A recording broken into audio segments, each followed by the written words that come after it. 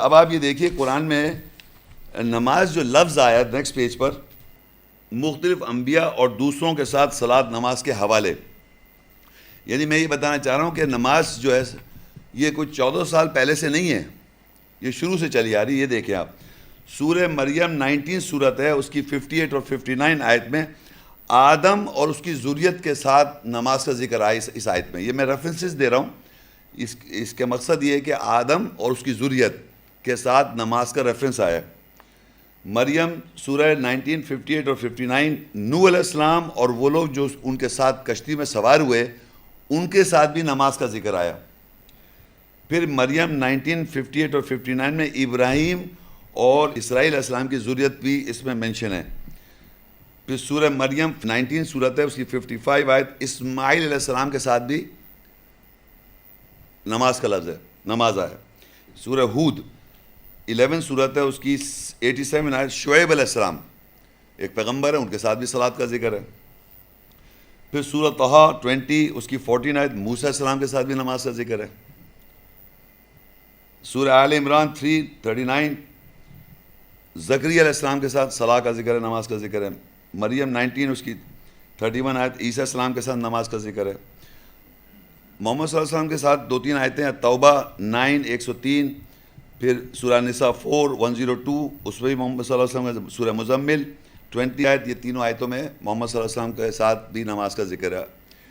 آل عمران 3 اس کی 43 آیت مریم علیہ السلام کے ساتھ بھی ذکر ہے. لقمان 31 اس کی 17 آیت میں بھی لقمان علیہ السلام کے ساتھ بھی ذکر ہے نماز کا. اچھا، مریم 19 اس کی 58 اور 59 ابراہیم علیہ السلام اور اسرائیل ان کی ذریت کے ساتھ بھی نماز کا ذکر ہے. البقرہ 83 آیت بنی اسرائیل ان کے ساتھ بھی نماز کا ذکر ہے. البقرہ 153 ایمان والوں کے ساتھ نماز کا ذکر ہے. سورہ نساء 4 اور اس کی 142 آیت منافق لوگ بھی نماز پڑھ رہے ہیں. منافق وہ لوگ ہیں جو مان بھی رہے ہیں، نہیں کنفیوز لوگ، وہ بھی نماز قائم کر رہے ہیں. تو یہ میرا بتانے کا بھی صرف یہ مقصد تھا کہ جو نماز ذریت آدم نے پڑھی یا ابراہیم علیہ السلام کی جتنے بھی ذکر ہے وہ ایک کانسٹنٹ نماز ہے.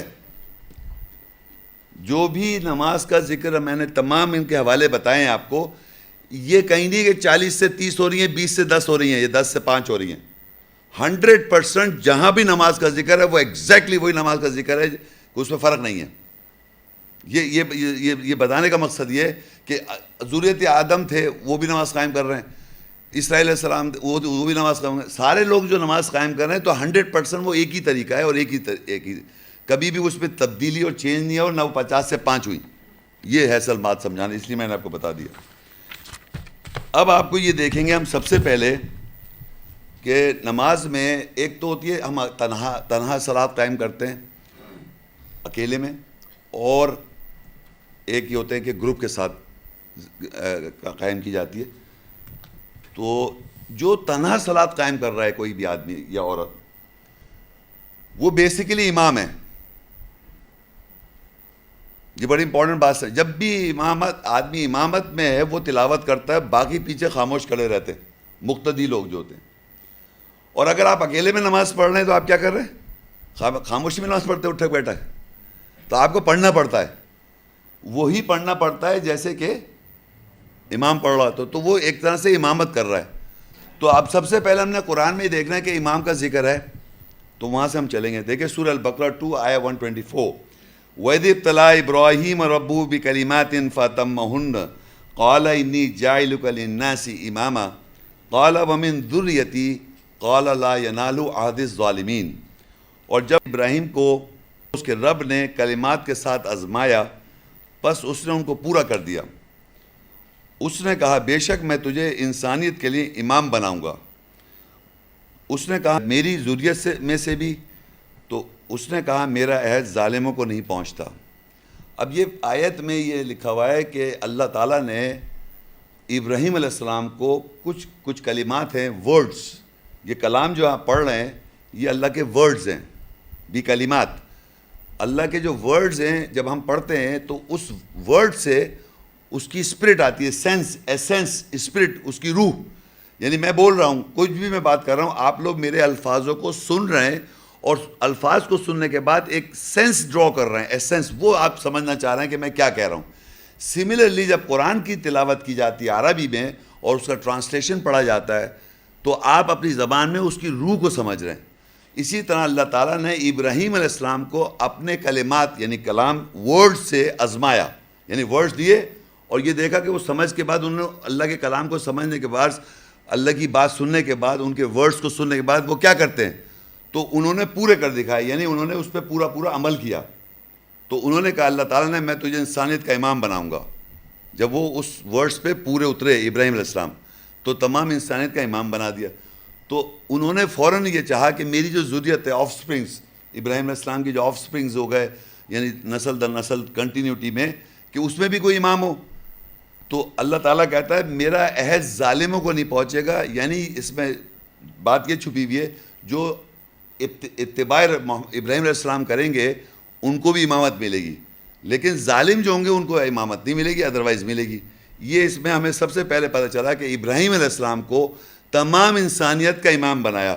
قال انی جاعلک للناس اماما، کہا کہ تمام انسانیت کو کا میں امام تجھ کو بناؤں گا.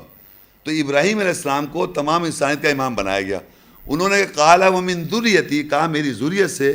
قال لا ینال عہد الظالمین، کہا کہ میرا عہد ظالموں کو نہیں پہنچے گا. تو امامت جو ہے ہمیں پتہ چلی کہ امام جو ہے مسجد کے اندر جو امام کھڑا ہوتا ہے وہ ہیں ابراہیم علیہ السلام. ایک مطلب آگے کس طرح ہوگا، مطلب یہ امام وہ جگہ ابراہیم علیہ السلام کی جگہ پہ کھڑا ہوتا ہے امامت میں.